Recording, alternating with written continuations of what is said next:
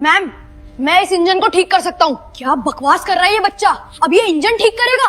तुम्हें जरा भी अंदाजा है तुम क्या बोल रहे हो? अब मैं अपनी औकात दिखाऊंगा और इस इंजन को ठीक कर दूंगा। साल 2023 का अगस्त महीना था। बेंगलुरु की इलेक्ट्रॉनिक सिटी में वह सुबह कुछ अलग थी। आम दिनों में जहां तकनीकी कंपनियों के बाहर कॉफी की खुशबू, कारों की कतारें और कर्मचारियों की हंसी गूंजती रहती थी, उस दिन वहां एक अजीब सी खामोशी पसरी हुई थी। सड़क के बीचों बीच कांच और स्टील से बनी एक भव्य इमारत खड़ी थी जिसका नाम था आर्यावर्त रोबोटिक्स लिमिटेड। यह वही कंपनी थी जिसने भारत को आर्टिफिशियल इंटेलिजेंस और इंडस्ट्रियल ऑटोमेशन की दुनिया में नई पहचान दी थी। दुनिया के कई देशों में इसकी मशीनें काम कर रही थीं, लेकिन आज उसी इमारत के भीतर जैसे कुछ मर चुका था। पिछले 10 दिनों से कंपनी का सबसे अहम और सबसे महंगा प्रोजेक्ट पूरी तरह बंद पड़ा था।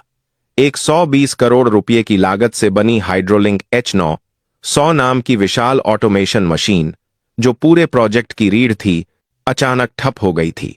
इस मशीन के बंद होते ही पूरी उत्पादन प्रक्रिया रुक गई थी। हर दिन करीब 2 करोड़ रुपए का नुकसान हो रहा था। 10 दिन में 20 करोड़ से ज्यादा का घाटा और उससे भी बड़ा नुकसान कंपनी की साख का था। आज तक आर्यावर्त रोबोटिक्स में ऐसा कभी नहीं हुआ था। देश और विदेश से बड़े बड़े इंजीनियर बुलाए जा चुके थे। जर्मनी, जापान और दक्षिण कोरिया से आई टीमों ने मशीन का हर हिस्सा जांचा। सेंसर बदले गए, वायरिंग दोबारा की गई, सॉफ्टवेयर फिर से डाला गया, लेकिन मशीन टस से मस नहीं हुई। लाल चेतावनी लाइट लगातार जल रही थी, जैसे मशीन चुपचाप कुछ कहना चाहती हो, लेकिन कोई उसकी भाषा समझ नहीं पा रहा हो। इमारत के सबसे ऊपर कांच की दीवारों से घिरे मीटिंग रूम में वेदांत मल्होत्रा खड़े थे। लंबा कद, सादी सफेद शर्ट, बिना टाई, आंखों के नीचे नींद की कमी के गहरे निशान। वेदांत टेक्नोलॉजी की दुनिया का बड़ा नाम थे। शून्य से इस कंपनी को खड़ा किया था उन्होंने, लेकिन आज उनकी आंखों में आत्मविश्वास नहीं, चिंता और डर साफ दिख रहा था। उन्होंने गुस्से में टेबल पर हाथ मारा और कहा कि 10 दिन हो गए और अभी तक मशीन चालू नहीं हुई। क्या हम बच्चों की तरह कंपनी चला रहे हैं? कमरे में खड़े इंजीनियर सिर झुकाए खामोश थे। एक सीनियर इंजीनियर ने कांपती आवाज में कहा कि सर, हमने हर सिस्टम चेक कर लिया है। Sensor, control unit, hydraulic system, software, सब कुछ सही दिख रहा है। दूसरे इंजीनियर ने बताया कि जर्मनी की स्पेशल टीम भी 3 दिन से लगी हुई है, लेकिन असली समस्या पकड़ में नहीं आ रही। वेदांत ने गहरी सांस ली। गुस्सा अब चिंता में बदल चुका था। उन्होंने सख्त लहजे में कहा कि आज पूरा सिस्टम फिर से शुरू से चेक होगा और शाम तक रिपोर्ट चाहिए। मीटिंग खत्म हुई। वेदांत थके हुए कदमों से लिफ्ट की ओर बढ़े और नीचे आए।